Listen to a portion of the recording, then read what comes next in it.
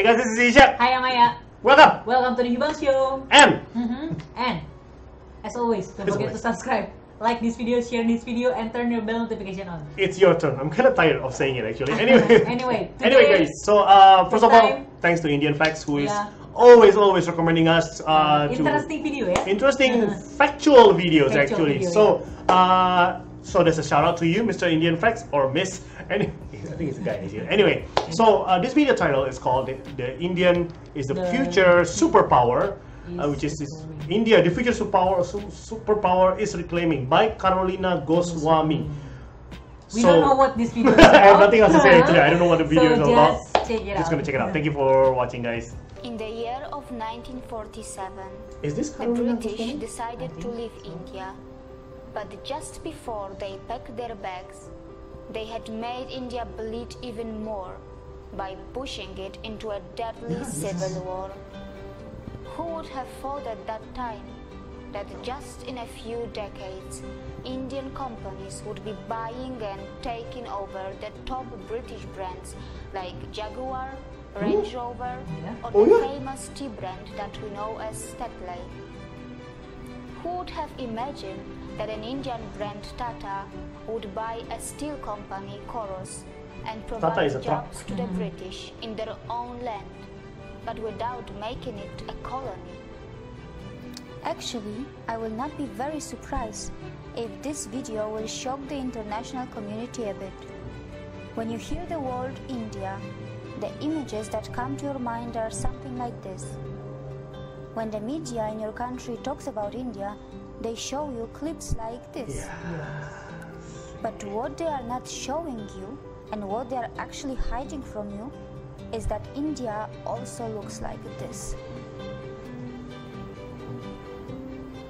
Who could have thought a few decades earlier that the British government would be panicking and calling a special session of parliament when an Indian company Tata would decide to sell their brand Coros, which would be making thousands of British jobless? Who could have thought that in just a few decades after the independence from the British, an Indian company Tata would actually become the biggest private sector employer of the UK? It took just a few decades for the Indians to show what they were capable of. Oh, that's why we got a subscriber asking us to react on the history of Tata. Oh, okay. Not by colonizing, looting, and killing as the British did. And I am not talking about just one Indian brand. Today, there are many brands and individuals from India who are creating huge business empires on the land of the UK. But Indians are not here to take any revenge or prove a point. They are just doing what they have been always good at. And that is not just yoga, Ayurveda or IT. Indians, who are the masters of spirituality, are also masters in business. Indian economy has finally gained momentum. And mind you, it has not got to the 5th gear yet. Probably it is still in the 2nd gear. But what is surprising, that even in the 2nd gear, it has already become the fastest growing major economy in the world, already taking over China in that regard. Oh, really? And India still has so much of unutilized potential which is lying in its reserves. Now let's talk about the major industries of India. IT sector. India is the world's largest sourcing destination for the information technology industry, accounting for approximately 67% of the 124 to 130 billion US dollars market. India ranks 3rd among global startup ecosystems with more than 4,200 startups. That's a lot. Science and technology. India, a country which is a nuclear power, also ranks 3rd among the most attractive investment destinations for technology transactions in the world. The Indian Space Research Organization, ISRO, has completed its mission of developing India's independent navigation system by launching Indian Regional Navigation Satellite System, which means India has its own version of what in the West we know as GPS. India is constantly helping other countries like Singapore, Germany, UK, and many more to launch their satellites as well. It has successfully undertaken space mission to Moon and even Mars. Pharmaceuticals sector. Bukannya Mars NASA ya?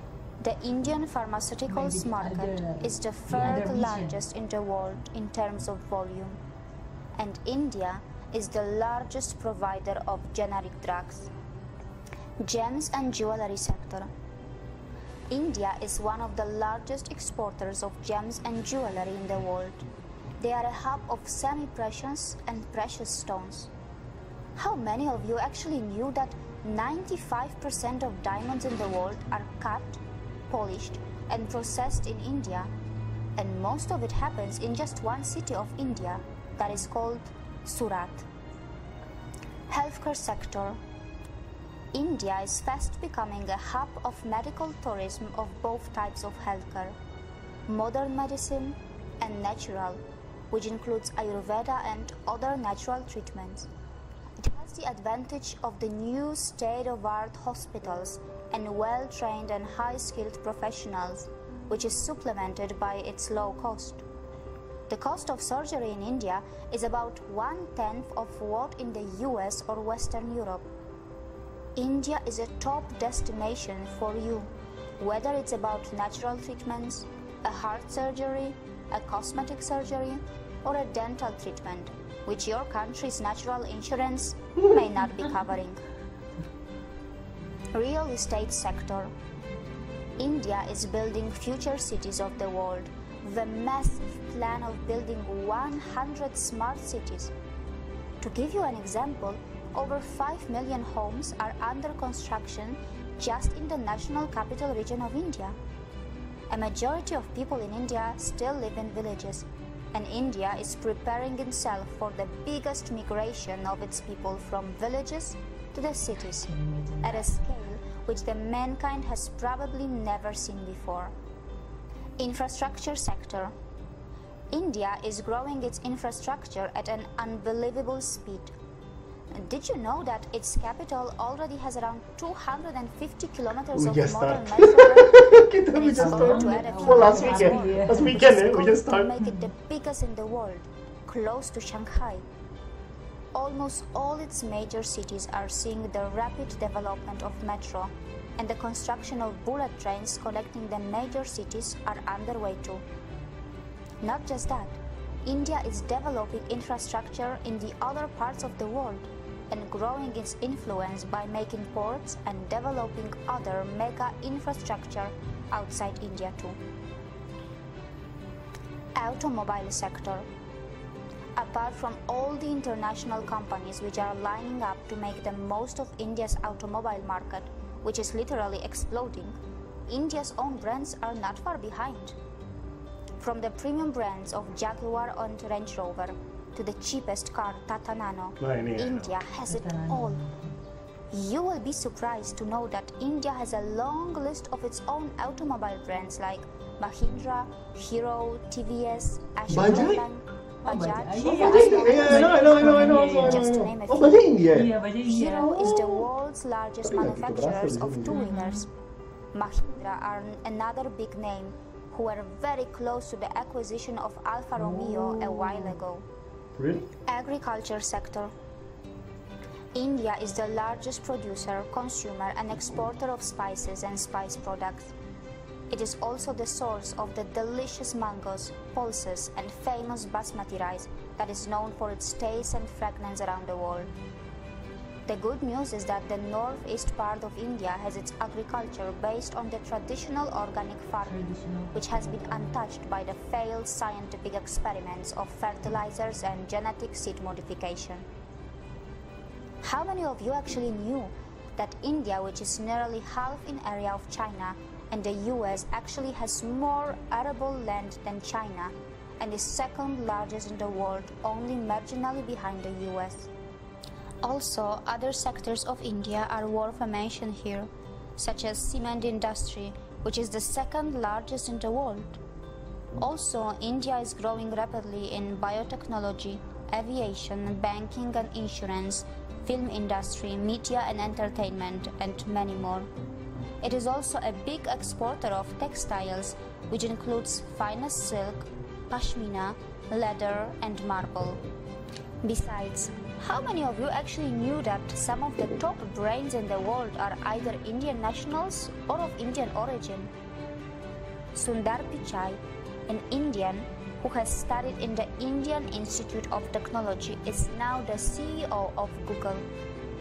Satya Nadella, who is the CEO of Microsoft, is a graduate from Manipal Institute of Technology in India.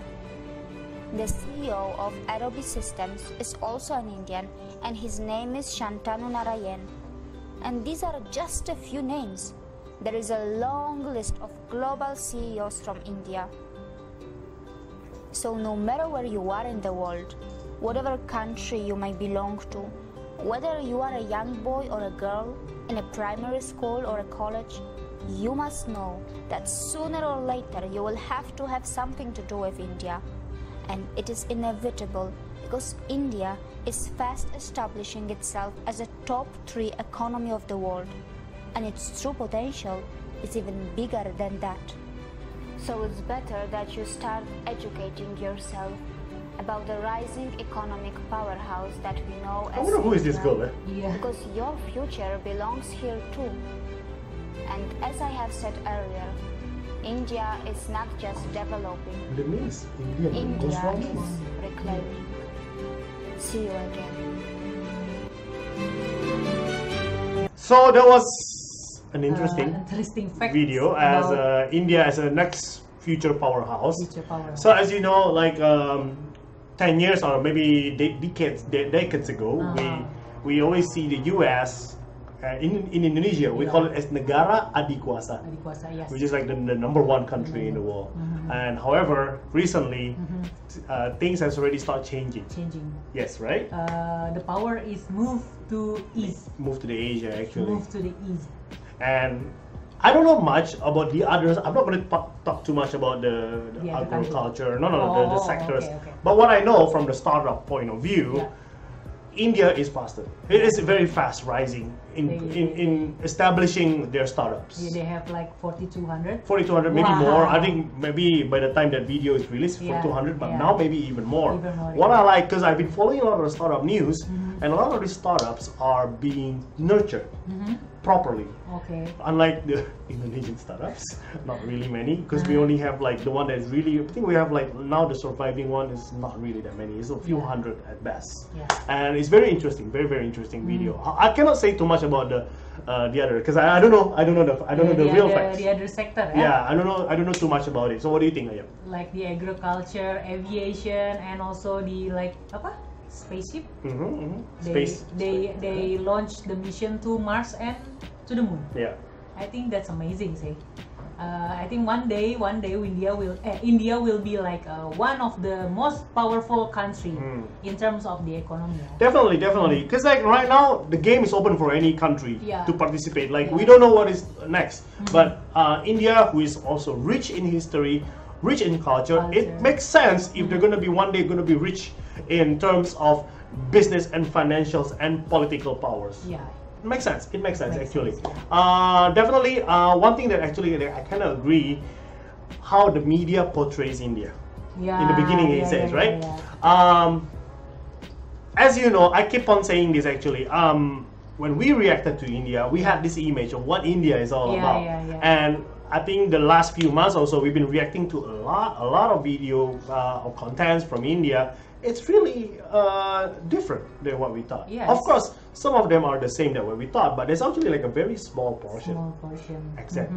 So looking forward to see the growth of India, and we are kind of like glad that we are following it in a way, right? Yeah, but it made me envy. I want to go to India. I think we keep on saying that. Yeah, this yeah, video. yeah, yeah. Anyway, So, guys, as always, thank you for thank you for watching. and We'll see you ya. guys